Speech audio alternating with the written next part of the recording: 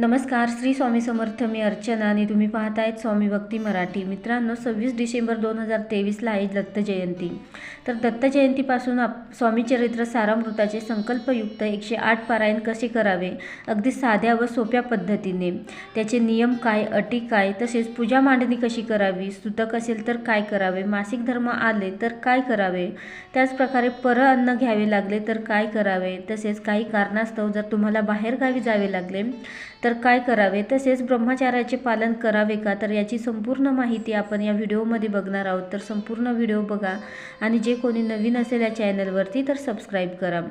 तर स्वामी चरित्र सारामृताचे पारायण कशासाठी करू शकतो, तर बघा, तुमची कोणतीही इच्छा पूर्ण करण्यासाठी स्वामी चरित्र सारामृताचे संकल्पयुक्त 108 पारायण तुम्ही करू शकता.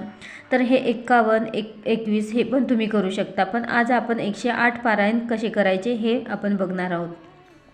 तर तुम्हाला घर घ्यायचं आहे तर त्यासाठी तुम्ही ही सेवा करू शकता, किंवा मुलांसाठी किंवा पतीसाठी, किंवा तुमचा एखादा व्यवसाय आहे आणि तो व्यवसाय चालण्यासाठीही तुम्ही ही सेवा करू शकता. तसेच घरामध्ये सतत कोणी आजारी आहे, खूप उपाय करू नये, दवाखाने करू नये, त्या व्यक्तीला आराम मिळत नसेल तर त्यांच्यासाठीही तुम्ही ही सेवा करू शकता. तर तुमची जी काही इच्छा असेल ती पूर्ण होत नाही आणि त्यासाठी तुम्ही हे स्वामी चरित्र सारामृताचे 108 संकल्पयुक्त पारायण करू शकता. तर ही सेवा अगदी कोणीही करू शकतं. तर ही सेवा दत्त जयंतीपासून तुम्ही सुरू करू शकता. संकल्प करून आपल्याला ही सेवा सुरू करायची आहे. तर ज्यांना ही सेवा करायची आहे आणि त्यांच्याकडे हा ग्रंथ नसेल तर त्यांनी अवश्य दत्त जयंतीच्या आधी हा ग्रंथ स्वामी समर्थ केंद्रातून आणावा. तर ही सेवा करताना तुम्ही दिवसातून केव्हाही करू शकता. अगदी तुमच्या वेळेनुसार तुम्ही ही सेवा करू शकता. तर अगदी श्रद्धेने आणि विश्वासाने ही सेवा करा. नक्कीच तुमच्या ज्या काही इच्छा असतील तर त्या नक्कीच स्वामी महाराज पूर्ण करतील. तर हे 108 पारायण आपण 108 दिवसातही करू शकतो.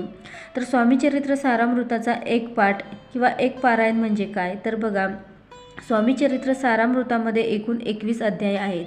तर एका वेळी एकाच जागी मध्ये न उठता एकाच दिवशी आपण 21 अध्याय पठण करणे यालाच स्वामी चरित्र सारामृताचा एक पाठ किंवा स्वामी चरित्र सारामृताचं एक पारायण असे म्हटले जाते. तर रोज एक पाठ या पद्धतीने आपल्याला 108 दिवस करायचा आहे, किंवा रोज 2 पाठ करून 108 दिवसांच्या अर्ध्या दिवसामध्ये हे तुम्ही पाठ करू शकता.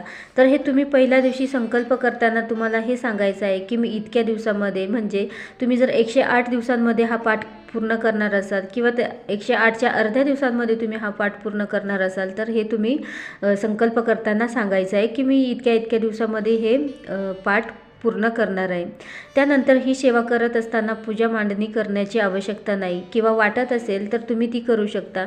तर त्यासाठी एका पाटावर किंवा चौरंगावर एक लाल कपडा टाकून त्यावर स्वामींचा फोटो ठेवून कलश मांडायचा आहे आणि रोज धूप दीप लावून स्वामींना नैवेद्य दाखवायचा आहे व त्यांच्यासमोर बसून ही सेवा करायची आहे.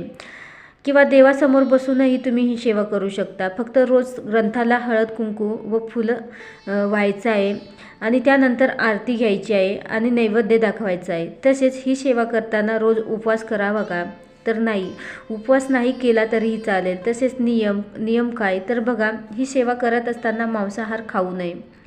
तर बघा, आपण कोणतीही सेवा किंवा कोणताही आपण पठण करत असतो तर त्यासाठी आपल्याला काही ना काही नियम असतात. त्याचप्रकारे याही जास्त काही नियम नाही, पण मोजकेच नियम आहे, तर ते अवश्य पाळावे.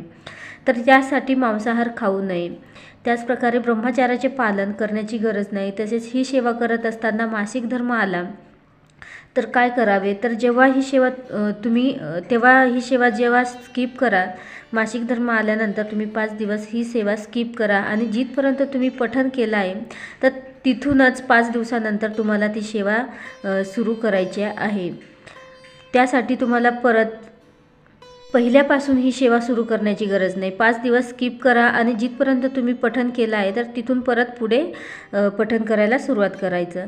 तसेच सुतक असेल तर तेव्हा काय करायचे, तर बघा, तुमच्या मनाला काय वाटतं त्यानुसार तुम्ही करा. तुम्हाला वाटत असेल का सुरुवातीपासून हे पाठ करावं, हे पठण करावं, तर तुम्ही करू शकता, किंवा जिथपर्यंत आला आहे तर तिथपासून तुम्ही पुढेही करू शकता. त्यानंतर तुम्ही जर गावाला गेले तर काय करावे, तर तेव्हा काय करायचं तर बघा, आपण ही सेवा संकल्पयुक्त करतो, त्यामुळे ही सेवा आपण रोज ज्या ठिकाणी बसून सेवा करतो तर त्याच ठिकाणी बसून आपल्याला ही सेवा करायची आहे. आणि जर केलं तर ती या 108 दिवसांमध्ये आपल्याला ती सेवा पकडायची नाही. तसेच जो आपण रोज नैवेद्य दाखवणार आहोत तर तो नैवेद्य नंतर घरामध्ये सर्वांनी प्रसाद म्हणून खायचा आहे. तर ही जी सेवा आहे तर ती या प्रकारे तुम्ही करू शकता. तर ही सेवा श्रद्धेने आणि विश्वासाने करा, तर नक्कीच तुम्हाला त्याचे फळ मिळेल. त्यानंतर या सेवेचे उद्यापन कसं करावं तर ज्या दिवशी तुमचं शेवटचं म्हणजे 108वं पारायण असेल तर त्या दिवशी सकाळी तुम्ही ही सेवा पठण झाल्यानंतर स्वामींची मूर्ती असेल तर त्यावर अभिषेक करून घ्या. त्यानंतर किंवा जर तुमच्याकडे फोटो असेल तर तो पुसून घ्या व त्या दिवशी गोडाचा स्वयंपाक करायचा आहे व एखाद्या जोडप्याला किंवा मुलं किंवा मुली असतील 4-5 तर त्यांना जेवू घालायचं आहे. तर अशा प्रकारे तुम्ही स्वामी चरित्र सारामृताचे 108 दिवसांचं हे पारायण करू शकता. व्हिडिओ जर आवडला असेल तर नक्कीच लाईक करा, कमेंट करा, शेअर करा आणि सबस्क्राईब करा. श्री स्वामी समर्थ.